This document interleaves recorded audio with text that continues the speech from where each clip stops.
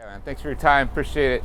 Again, I'm just trying to have conversations with my neighbors and trying to humanize some people. Definitely. But I start out kind of the origin story.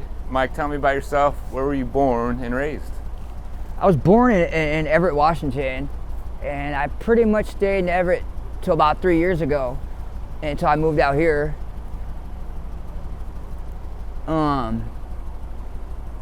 What else you want? Tell me about your home life. What was it like growing up for you? We were poor. Well, my mom did the best she could, but because we didn't have money, life was hard.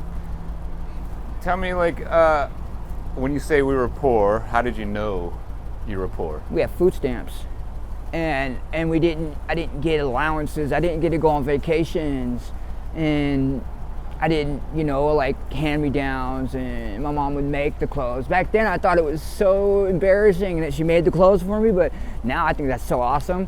That's pretty incredible. Yeah. So I just by the environment and how people treated me is when I knew we were poor. Did you have siblings growing up? Yeah, I have a twin sister, and I had two stepsisters that were with us till about 12. Yeah, I was gonna say I guess you had a stepdad? Yeah. Okay. My mom, he ended up selling drugs and doing drugs because there's always been drugs in my family. But when she left him, I think I was like 12, like I said, and we don't really have any contact, even though we were all pretty close. But we just stopped it really. Yeah. So in Everett, you went to school up there in high school and all yeah. that Well, stuff? I made it to 9th grade. Yeah. But I never really I never liked big groups of people, so it was hard for me to be in school. People how people kids are mean, so people would pick on me for whatever reasons, but I would get in a lot of fights, and so I started fighting a lot when I was a kid to push people away, really, or to fit in or whatever. Yeah. But yeah, I don't know. What's coming to mind? I don't know. I was just thinking about my mom. She passed away in 2019 when I was in prison. So I didn't deal with it when I was in prison. I'm starting to deal with it now. I can think about her without crying, but she was a really big part of my life. And it really was still kind of lost, but finding my way. So I've been thinking about her a lot lately, actually. In what ways? What do you mean? I just miss being able to call her. She was like my everyday phone call, I could call her, just complain about something, and she would be there. Her voice was soothing, it would calm me down. And I'm trying to get that with my sister right now, my twin sister, but it's never gonna be the same. But I'm glad my sister's there for me. Yeah. Good. Okay, so 9th grade, you stopped going to school, and what did you do? Okay, I just being a delinquent, really. Just I never really was I don't feel like I was doing a lot of bad things, but society would deem I kind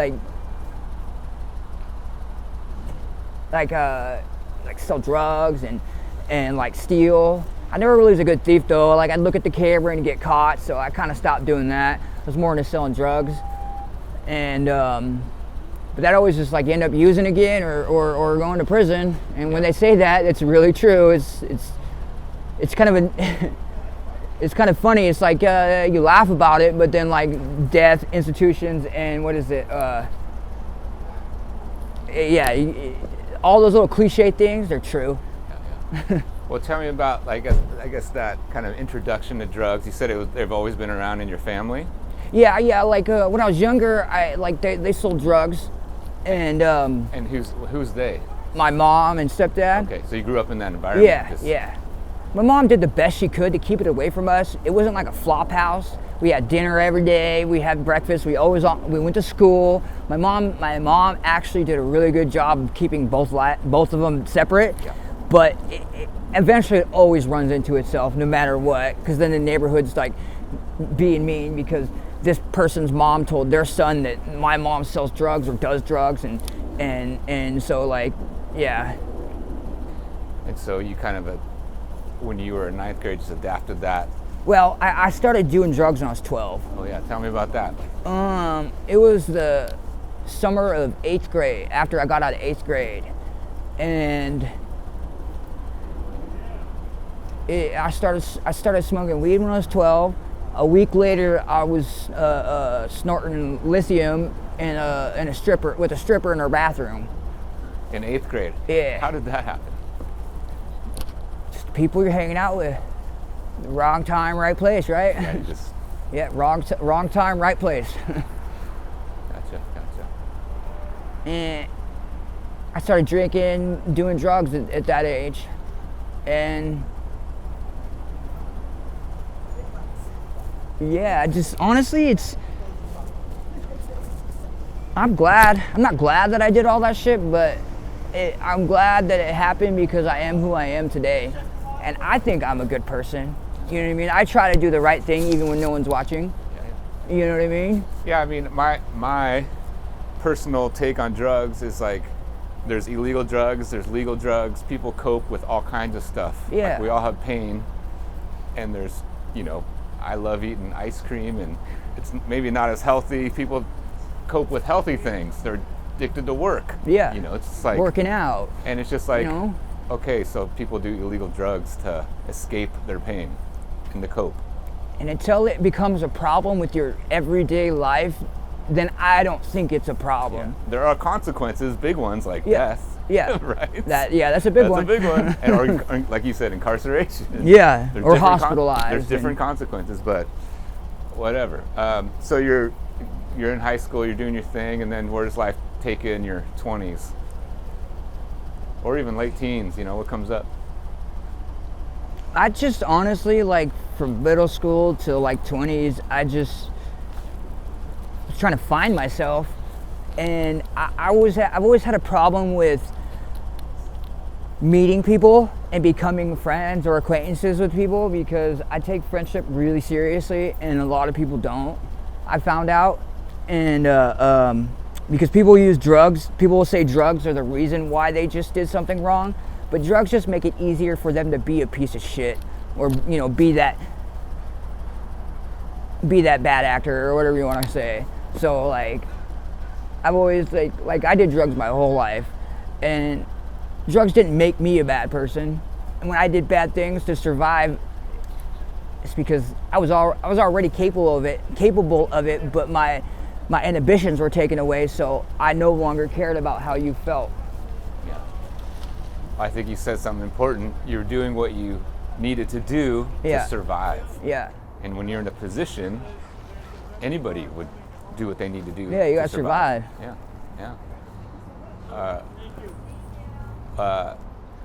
You told me you have a son. Yeah. I got a 2-year-old son. His name's Sterling. Yeah. Tell me about that. Part. Well, the mother, she's an escort, and I know for sure he's mine. We had the test, but she wouldn't get clean. I'm not trying to downplay her or talk bad about her. We all have addictions, and like I almost killed myself using. So, like, it's hard. So I get it, but I do have a little bit of resentments about it. But and so we were fighting to get him back, or I was, because she disappeared, and I had a massive heart trauma happen again. And it turned out that I don't have anybody to help me with him, so I let the adoption happen. But I forgot to tell everybody because I didn't want to talk about anything in those meetings because I didn't want to say anything bad or the updates during CPS meetings. I didn't want to like look bad or say something stupid, so I didn't say anything to anybody about it. About your heart? Fucking. About your heart? Yeah, because I didn't say anything about that. I decided to let him be adopted and not continue to fight for him no more, because I wanted CPS to continue to pay for my visits, because I can't get the gram, out that way. But so I didn't tell anybody, and in return, it means that the CPS never told him anything good about me to foster parents, to his parents. They're not foster parents, they're his parents. And yeah, so I still get to see him, but I gotta earn all that trust again. I gotta, like, all that work that I did to get to where I'm at with him. I feel like it's kind of thrown out the window. I mean, I know what I did. I know what I am. So, like, that's okay. But they think I'm not safe to be around him by myself, type of thing. So, but we're working on it. They're starting to see, you know what I mean? They're starting to see that I do have his best interest at heart. So. So you do get to see your son? Yeah. Like, visit physically? Yeah. Gotcha. I get to see him once a month right now, and then every other week I get to talk to him on the phone. And that's just for now. Yeah, right. But they're gonna hopefully, so far so good. They're doing what they're saying. Yeah. And so all I could do is just not stress about it, you know what I mean? Why stress about it? It already happened. You said something about the first time with your heart, or this is the second time. Tell me about the first time. I had multiple issues, but going back how long? How did like you know? 2008, I believe it was 2008, 2009 area. I kept having these heart things happen where my heart rate would go up like to 249 beats a minute, and then the only way it would get to normally you die. You're supposed to die when that happens, but I would walk into the hospital, and then they would shock it to get it back working right. And then after about a year of that happening, probably like 8 different times, they finally put a defibrillator in my chest. Wow. And I've actually had it in for about 10, 12 years now. And fucking, I just got a new one put in, actually. And they're gonna put another one in that has 4 leads, so I guess it'll help me better. Yeah. But I have to get a heart transplant, because this time around my heart kept stopping, and my heart stopped like 8 different times, 9 different times. Wow. And my defibrillator shocked me back to life, and I don't know. I just quit. I quit doing meth. I quit doing opiates. I quit cigarettes, and I just quit smoking weed. And I mean, it's cool, but I'm not happy about it. But having a new heart's more important.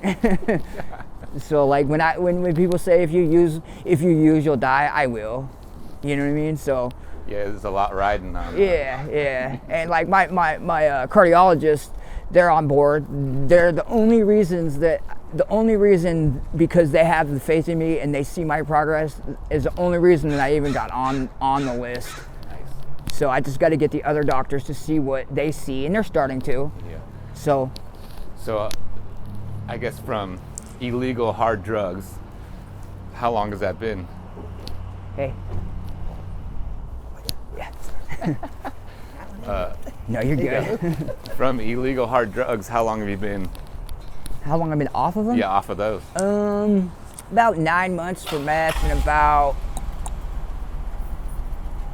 6 months for opiates. Yeah. And then 5 days off weed. Yeah. Did you do by yourself, or did you like go through like? Well, I'm on steps? I'm on methadone. Yeah. Because gotcha. I couldn't physically quit. Right. It just would have been too much of an issue. So I had to get on methadone this time. Gotcha. So but pretty much just quit. I just quit, Yeah. How do you feel? How's it feel? Well, so I quit smoking the weed vape, the cartridges first, and I feel so much better. I think the chemicals that they use to make it or to wash it, whatever, it was doing something to my heart that I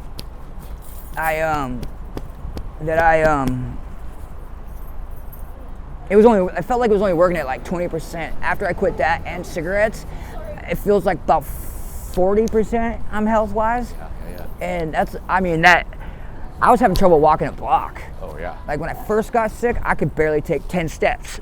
But what happens is sometimes, like, I tried to ride a bicycle, and because I ride those line bikes with the little motor on them, the assistants, I thought I could ride a bicycle, and it just, I don't have the strength or the stamina anymore. But I noticed after I like do a lot of working out, I guess, afterwards I can do more.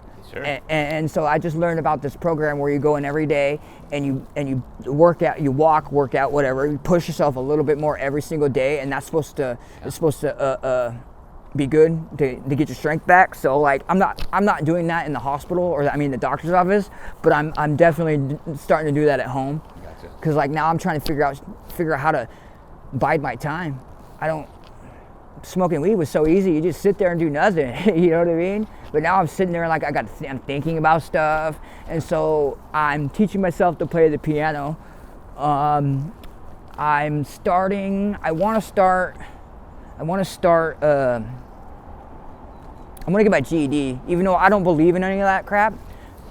Because why do you need that to be a productive member of society? You know what I mean? Yeah, like let me get a trade.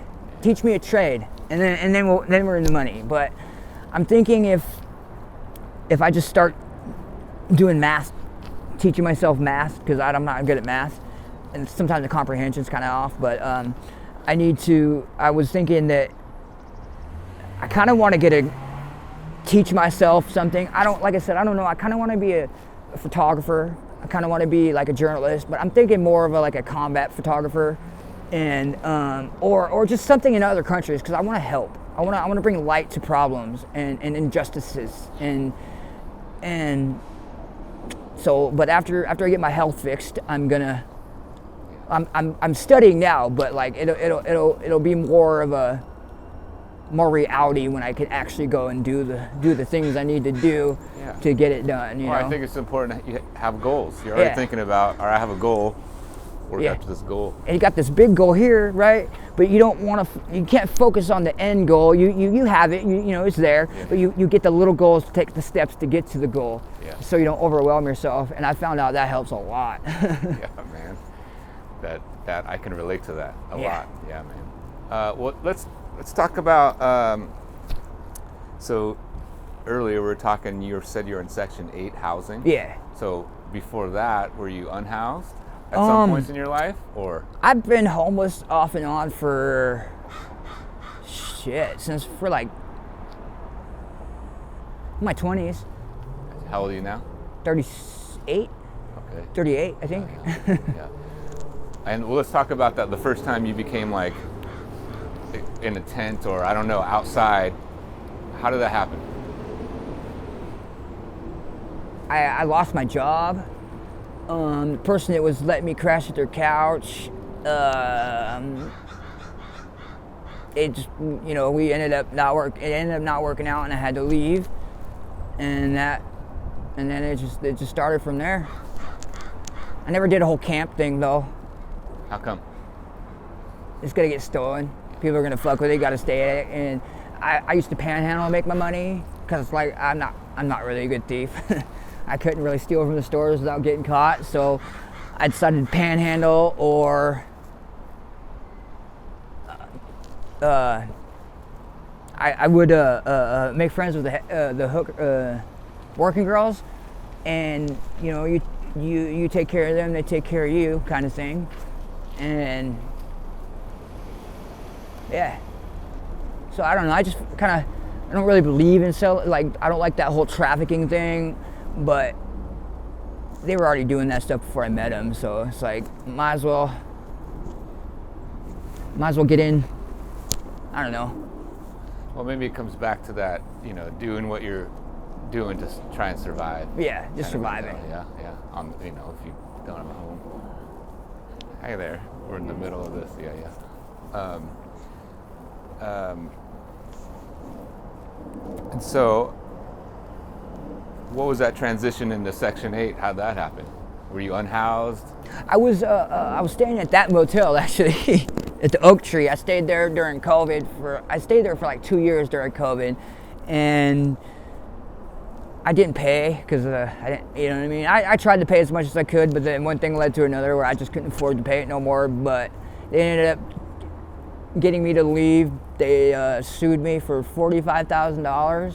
So they wanted you to like back pay kind of stuff? Yeah, they wanted me to pay all that, but they ended up making a deal with me saying that if I just left and had a notarized piece of paper stating that I relinquished the unit, they would drop the eviction and drop the lawsuit, and they did. So that worked out. And then from there you went into Section 8? Then I went to a tiny home in West Seattle, and I was on the list to go to one of those little transitional apartments, but I had a CPS case, and I ended up winning the lottery and got Section 8, lifetime Section 8. Not sure if I still get to keep it because my son was adopted, but I'm hoping that I get to keep it and just move into a smaller unit. So I understand correctly, you got lifetime because you had a kid? Yeah. Gotcha. Yeah. Well, that was just the Section 8 voucher that they were giving out, I guess. I see. I'm not sure exactly how it worked. Right. I wasn't really going to ask. Yeah, that's right. Just happy to get it. Yeah. So currently you're there? Yeah. I got an apartment. It's kind of lonely because I don't have no one come over because. Yeah, tell me about that part, because from my experience, there's a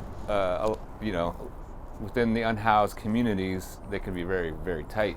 Yeah. A lot of people, and I've talked to other people who've been like, yeah, I'm coming back here to visit. There's sweeps, I'm helping my friends out, and but when you're in an apartment by yourself. I mean, like, there's like 2 people that I'll let come over, but they're respectful. They don't get high in my place, and they're not thieves. Okay, let me rephrase that. There's one person now that I let in my apartment because he doesn't steal. Fair enough. So,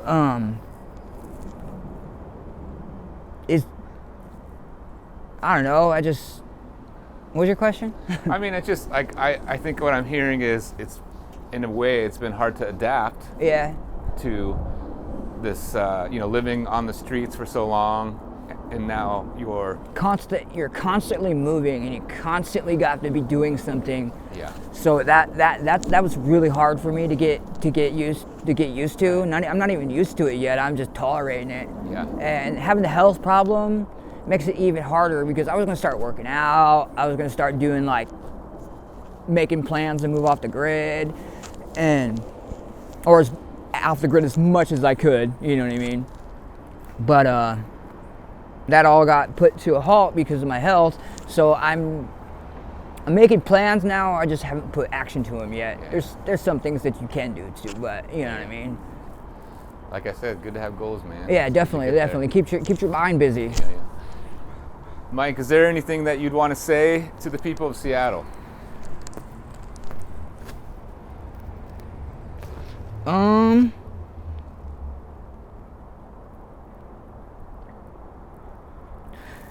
Just because you're on drugs doesn't mean you're a bad person. There's bad people in every walk of life. So why don't we just get to know the people beforehand? Keep yourself safe. Don't put yourself out there to get taken advantage of or be vulnerable. But be vulnerable in the emotional side. Like your kid could be out here, or you could be out here tomorrow. You could lose your job and be homeless just like me, and then it'll eat you up out here, especially for that person that was like looking down at everybody. You know what I mean? No one's gonna help you if you're that person. But everybody, it's a tight-knit community, but everybody's out for themselves. So just if you see somebody on the street, don't automatically think they're gonna rob you. Don't automatically think that they're a piece of garbage. Let their actions speak. Thanks, Mike. It's good to hear your voice. Yeah. Thank you. Story, Thanks for taking your time. Yeah, I appreciate it. Yeah.